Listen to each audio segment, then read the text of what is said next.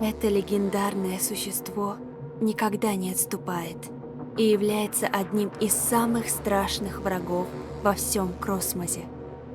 Так кто же он, Сир Момор? Прежде чем получить ответ на этот вопрос, вернемся в далекое прошлое. Это произошло еще до эры Дофус. Королевством Валония правил король Артадан. Он был мудр и силен. Однажды на его королевство напал дракон, и Артадан спустя 7 дней и ночей убил дракона своим копьем, которое называлось Хеймер. Позднее король решил освободить своих подданных от веры, потому что боги не защищали их от неурожая. Боги были разгневаны. Они отправили дракона Ратроска, чтобы тот расправился с Артаданом. За долю секунды Ратроск превратил короля и его охранников в пыль, а затем проклял весь остров.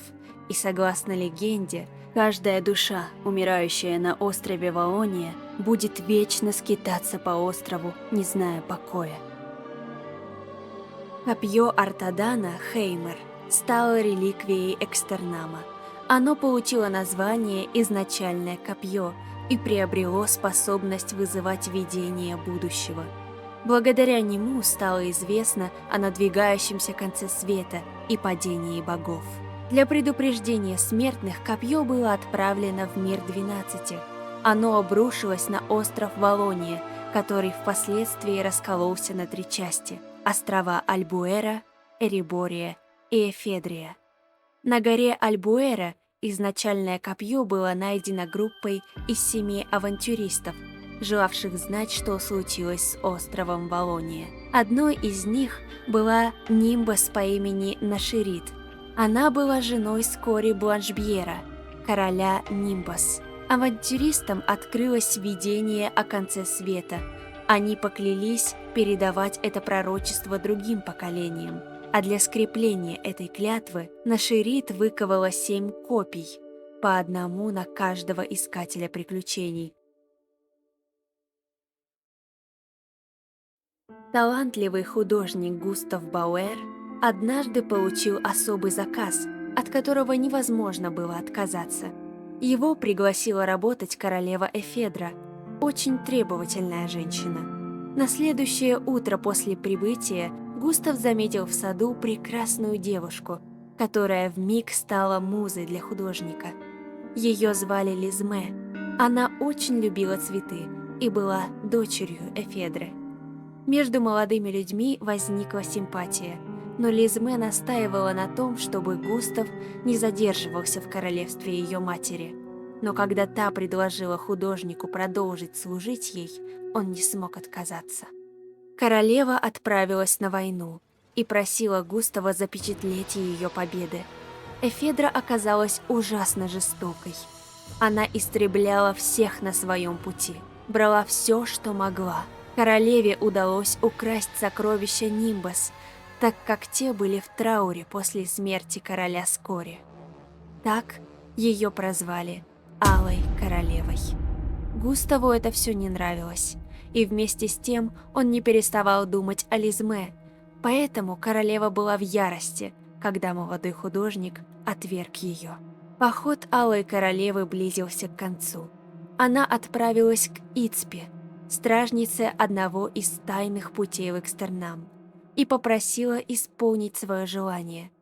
Королева хотела, чтобы никто не смог дотронуться до ее сокровищ, кроме нее самой. Ицпи пообещала, что желание будет исполнено, когда свиток с ним будет подписан. Но королева не спешила его подписывать. Сокровища были выгружены на остров, который нельзя было найти без координат. Эфедра устроила праздник в честь окончания похода. Солдаты восхваляли свою королеву и пили за ее здоровье. Они даже не подозревали, что королева попытается их отравить, а затем сжечь, сделав вечными пленниками острова, сожженными. Она прекрасно знала легенду о проклятии дракона Ратроска.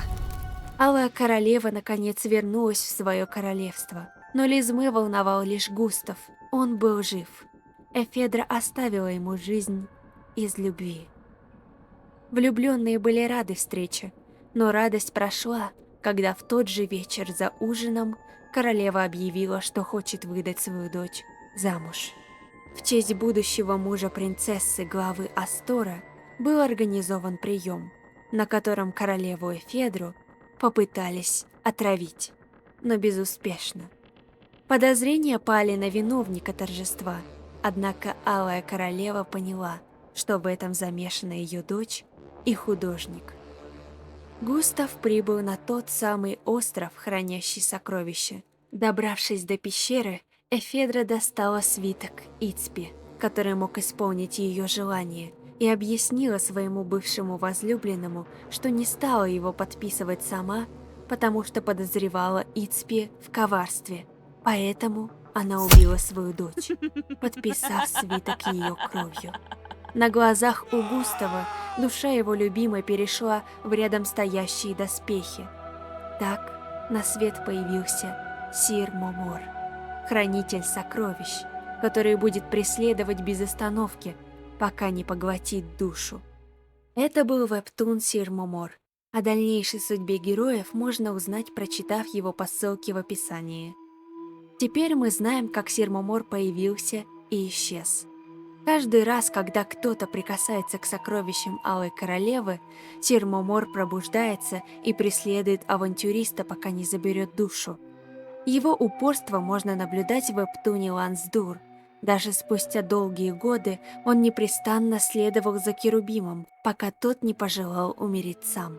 Также в этом вебтуне объясняется, что душа, которую забирает Сир Момор, становится пленником Экстернама, царства мертвых, а ее цикл перерождения нарушается. Значит, при встрече с Сиром Момором самым лучшим выходом будет умереть самому, как Шай, у которого остановилось сердце. Но помня легенду о проклятии Валонии, лучше держаться от Эребории как можно дальше, ведь проклятие действует именно на этом острове. Однако есть один способ защититься от проклятия – использовать амулет зачарованный Наширит.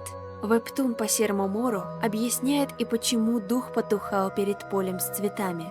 Лизме при жизни очень любила цветы, и даже будучи грудой доспехов, она не может позволить их топтать. В мини-сериале Лансдур главному герою удалось одолеть Сира Момора. Один из самых страшных врагов больше никому не угрожает, а души, которые он забрал, наконец свободны.